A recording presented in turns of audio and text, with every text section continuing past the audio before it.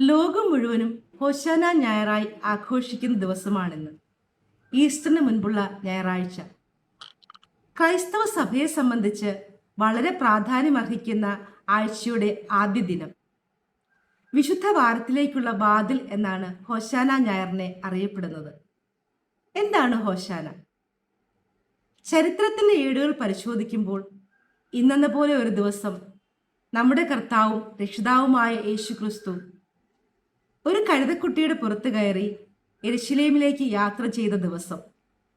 യെരുശലേമിലെ സാധാരണക്കാരിൽ സാധാരണക്കാരായ ജനം തങ്ങളുടെ വസ്ത്രങ്ങൾ നിലത്ത് വിരിച്ച് ഒലിവിൻ്റെ ചില്ലകൾ കയ്യിൽ പിടിച്ചും കൊണ്ട് കർത്താവിനെ വരവേറ്റു. വളരെ ആർപ്പുവിളികളോടെയായിരുന്നു അവർ കർത്താവിനെ വരവേറ്റത്. അവരുടെ നാവിൽ ഒരു വാക്ക് മാത്രമേ ഉണ്ടായിരുന്നുള്ളൂ: ഹോശാന, ഹോശാന. ഹോശാന എന്ന വാക്കിൻ്റെ അർത്ഥം ഇപ്പോൾ രക്ഷിക്ക എന്നാണ്. Save us now. ഹോഷിയാന എന്ന എബ്രായ പദത്തിൽ നിന്നാണ് ഹോശാന എന്ന വാക്കുണ്ടായത്. അതൊരു രക്ഷയുടെ നിലവിളിയായിരുന്നു. യുഗങ്ങൾക്ക് മുൻപേ ജനം ഒരു രക്ഷകനെ കാത്തിരിക്കുകയായിരുന്നു. റോമൻ സാമ്രാജ്യത്തിന് കീഴിൽ ജനം തകർന്ന് തരിപ്പണമായി.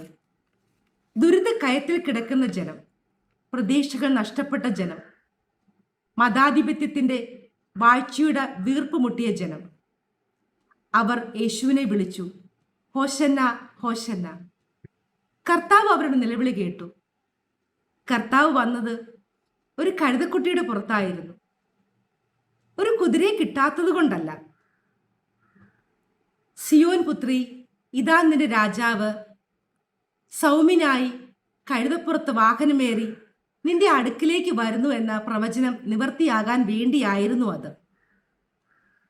യഹൂദന്മാരുടെ രാജാവ് താഴ്മയുടെയും സമാധാനത്തിൻ്റെയും രാജാവാണെന്നും റോമൻ ഭരണകൂടത്തെ ആക്രമണത്തിലൂടെയല്ല തൻ്റെ സൗമ്യമായ സ്നേഹത്തിലൂടെയാണ് കീഴ്പ്പെടുത്തുന്നതെന്നും യഹൂദന്മാരെ കാണിക്കാൻ വേണ്ടി കൂടിയായിരുന്നു ആ യാത്ര.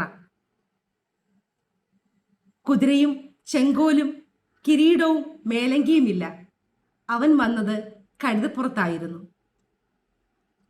നന്മയുടെ ചെങ്കോലും സ്നേഹത്തിൻ്റെ മേലങ്കിയും സാഹോദര്യത്തിൻ്റെ കിരീടവും അണിഞ്ഞ് ജനമനസ്സുകളുടെ നിരത്തുകളിലേക്ക് സമാധാനത്തിന്റെ രാജാവായി അവൻ പ്രവേശിച്ചു.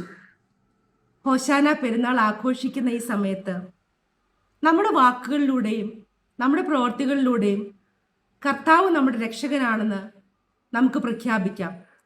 അതിന് ദൈവം നമ്മളെ എല്ലാവരെയും സഹായിക്കട്ടെ. ദൈവം അനുഗ്രഹിക്കട്ടെ.